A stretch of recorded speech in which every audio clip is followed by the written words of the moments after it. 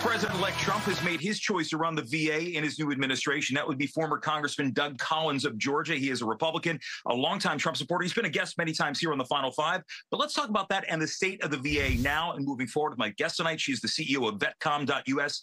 Kate Monroe is up late with me tonight here on the Final Five. Kate, great to meet you. Thanks for joining us. Happy to be here. Let's first of all talk about the state of the VA, because this has been it has been fraught with various accusations, allegations of the years. People believe that it's not serving our nation's veterans as effectively as it should. It has been a big focus in the last few administrations. Where does it stand right now? Is the VA doing its job correctly?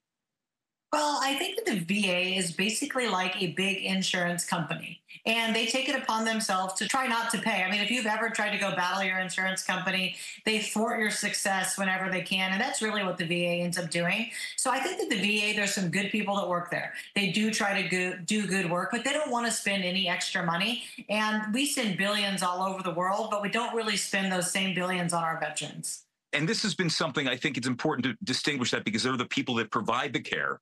That do everything they can with the hand that they're dealt, but there's also the bureaucracy of it all, and the bureaucracy is what is caused so much conflict, and the financial structure itself has been so onerous that there's always thoughts about fixing it. What are some effective steps you think the VA could take to improve service in the immediate short term? Well, I think if you look back a few years, we had community care. So it's a very well-known fact that the VA medical centers cannot handle the load. They don't have the bandwidth to service the number of veterans that there are.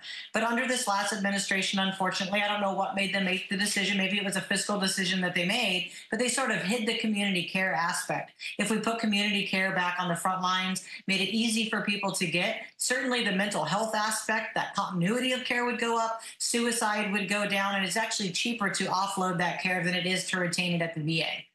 So as we look ahead to what President-elect Trump might do in his second administration, he's talked quite a bit about veteran care.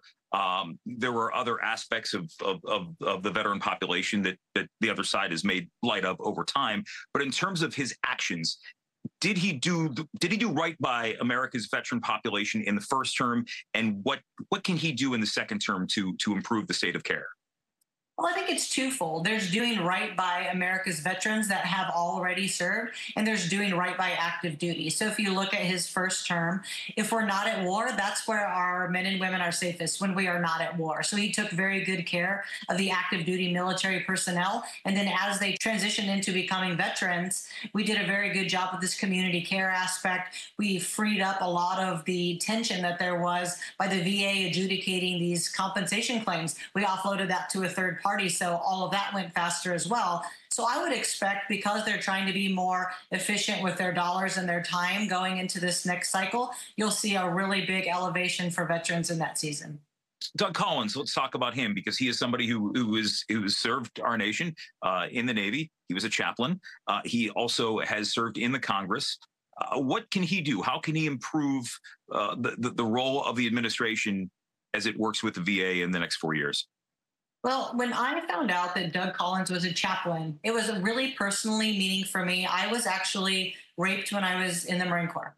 And if it were not for this chaplain that I got to spend good quality time with, it might have completely altered the course of my entire life. So I love to see somebody who has served, is still serving the nation, weigh in on veterans affairs, because I think his heart for what needs to happen for active duty service personnel and their transition into becoming veterans is going to be 10 out of 10. So I couldn't like this pick anymore. I think he's going to do amazing work. And if you had a conversation with him one-on-one, I mean, what's the best advice you can give to him as a veteran yourself, and what he can do, how he can best, again, serve, people like yourself?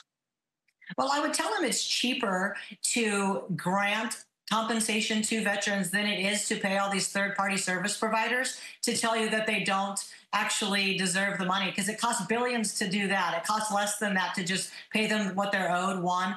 Two, I think that veteran homelessness, there's 1.3 million of them at the brink of homelessness, 32,000 of them on the street. I have a base camp solution, which is like infrastructure camping. If we did this for the veteran community, we could clean up homelessness in its entirety. Those two things would be huge wins under Doug Collins.